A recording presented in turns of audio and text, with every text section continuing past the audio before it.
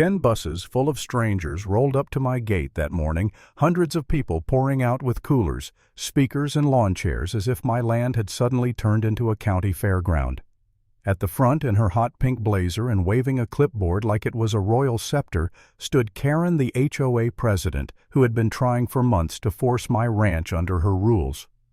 By the time the dust settled, I was staring at an army of trespassers on my pasture, and I knew this day wasn't going to end quietly. It had all started months earlier with little jabs, little reminders slipped into my mailbox. Karen would write things like, "Your barn doesn't meet HOA standards," even though I'd never signed into her association.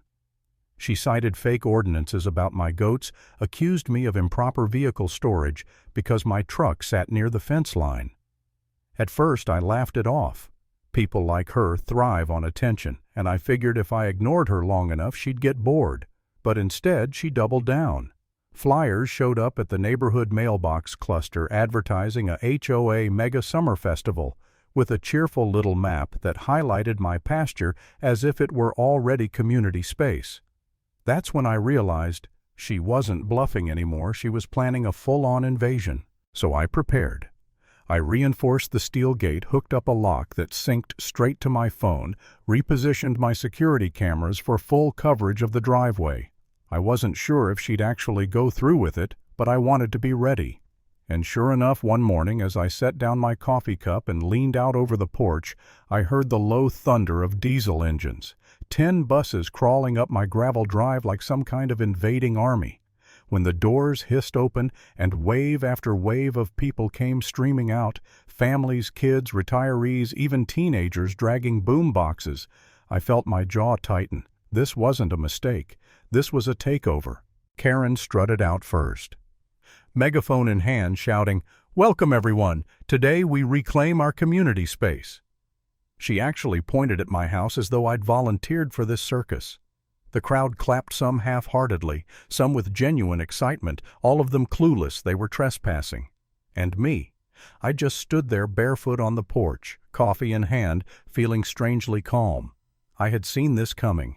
She thought she was staging a show of power, but all she'd done was march her people straight into a trap. Still, I'd be lying if I said doubt didn't creep in. When I looked out at hundreds of people, families with kids, elderly folks setting up lawn chairs, I thought, am I really going to lock them in? Am I about to make myself the villain of this whole neighborhood? What if they accuse me of holding them hostage? Maybe it'd be easier to let it slide, let them have their little picnic and deal with the fallout later. For a moment, I almost convinced myself to just walk away. But then I spotted Tom Caldwell, the zoning clerk, sitting uncomfortably in a folding chair near the front. He leaned over and muttered, "This isn't public land." She lied. That was all I needed. The doubt burned off. I wasn't crazy. I wasn't selfish. I was standing on my own damn property, and she was the one in the wrong. At exactly 9 o'clock, I tapped the screen on my phone. The steel arms of the gate groaned shut with a metallic clang. The keypad light blinked red. Confusion rippled through the crowd. Parents glanced nervously at the gate. A bus driver shifted uneasily. Karen froze mid-speech, her megaphone squealing. "What's going on?" she barked, her voice cracking just enough to betray the panic she tried to hide. I leaned against a fence post, lifted my coffee cup, and said loud enough for everyone to hear, "You're on private property. 10 buses worth of uninvited guests. That's trespassing." The words dropped like stones into water. People started murmuring, looking at each other, realizing they'd been led into something ugly. Karen tried to rally. She screamed into her megaphone, "Don't listen to him. This is community land. We have rights." But even as she yelled, her eyes darted nervously toward the locked gate. One of the bus drivers came up to me, sweating through his cap, whispering, "Ma'am told us it was public. We were just hired to bring them." I stared him down and said, "Then park those buses tight because nobody's leaving until the sheriff sorts this out." And just like that, the tide shifted. Guests started folding up chairs as quickly as they'd set them down. A teenager whipped out his phone, filming Karen's bewildered expression. "This is going viral, dude," he shouted, and laughter rolled through the crowd. What Karen had planned as a victory parade was unraveling into a public humiliation. And I wasn't even done.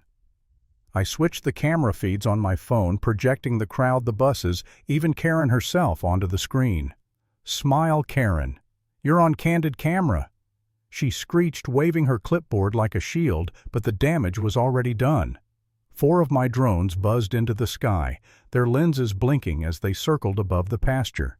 Kids pointed, teenagers cheered, phones recorded everything.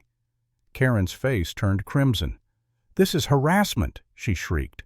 But the truth was plain. I hadn't brought those people here, she had. Still, it wasn't easy standing there. The sun climbed higher, sweat dripped down my back, and part of me wondered if this spectacle would end with me in handcuffs. Karen strutted toward me, heels sinking into the gravel, hissing into the megaphone. "Open this gate right now. You'll regret this." I smiled, calm as stone. "Karen, you brought 10 buses filled with people onto private land without permission. If anyone's making a mistake, it's you." The crowd gasped. Parents started tugging kids away from her, muttering about being lied to. One man waved a flyer in Karen's face. "You said this was approved. You said this was our park." Another mother clutched a crying toddler, snapping, "You tricked us. My kids are dehydrated because of you." Karen shouted back, but her voice was drowned out by the roar of discontent. And then came the sound that sealed it, the sirens. Sheriff Patterson's cruiser rolled up, lights flashing, dust swirling around its tires. For a moment everything went silent. Even the buses seemed to hush. Karen bolted toward the gate, megaphone screeching, "Officer, arrest him! He's holding us hostage!" But the sheriff didn't move toward me. He adjusted his sunglasses, looked around at the chaos. 10 buses, hundreds of people, debris scattered across my pasture, and then asked the one question that cut through it all. "Ma'am, why are you and all these people on his land?" The silence that followed was almost sweet. Karen stammered, waved her clipboard, muttered something about community rights. The sheriff held out his hand.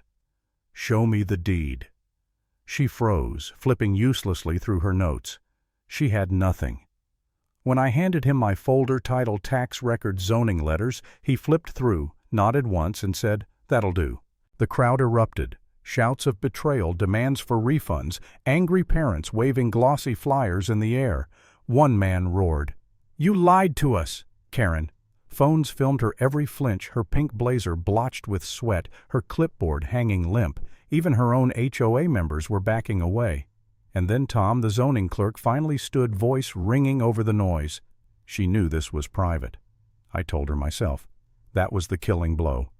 The sheriff's voice turned cold. "You brought 10 buses of people onto private land without permission. That's trespassing. And if you collected money, that's fraud." Karen's face drained of color. Her empire collapsed right there, not in some boardroom, but in the middle of my pasture in front of hundreds of witnesses and cameras. The deputies moved in, guiding families back to their buses, folding chairs, collapsing coolers, slamming shut. Engines roared to life one by one like a retreating army, and me, I just stood by the fence post, sipping lukewarm coffee, calm, steady, unflinching. Karen tried one last time, her voice breaking. "You humiliated me." I met her eyes and said, "No, Karen, you humiliated yourself. I just locked the gate." That line carried across the field, repeated in whispers, caught on phones, destined to be a meme before the day was over. When the last bus rumbled out, only Karen remained, clipboard dangling, pink blazer, stained and sagging. The sheriff gestured to the road. "Time to go, ma'am." She glared at me, hissed, "You'll regret this." I didn't blink. Maybe. But at least I'll regret it on my own land.